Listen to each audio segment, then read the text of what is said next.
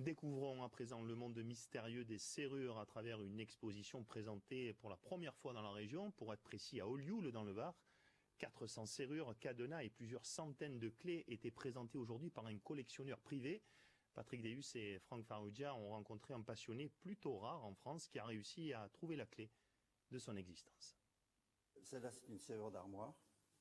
Elles existent également dans des modèles beaucoup plus vastes, beaucoup plus grands pour des serrures de porte classiques, porte intérieure, porte extérieure.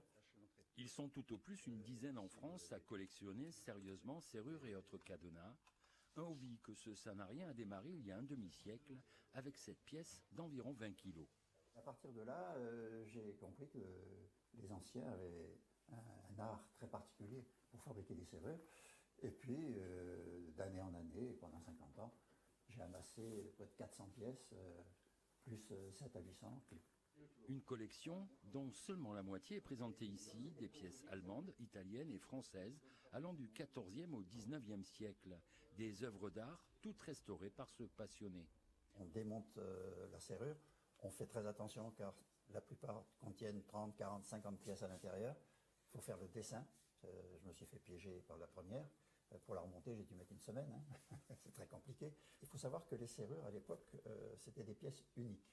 Il n'y avait pas d'industrialisation, donc c'était interdit de copier une serrure. Quand on voit les outils qu'ils avaient à l'époque, réaliser une serrure, même comme celle-là, ça demandait peut-être 3-4 mois. Alors d'aujourd'hui, on sort une serrure en 10 secondes. Hein.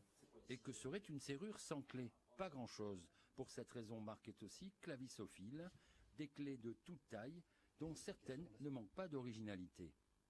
Vous avez 4 types de clés, le trèfle, le cœur, le pic et le carreau. Symbole des serruriers. Ils se compliquaient l'existence en faisant de... Voilà. Et pour la petite histoire de France, Louis XVI, Charles IX et Louis XIII ont témoigné leur intérêt pour cet art. Tous trois ont forgé clés et serrures.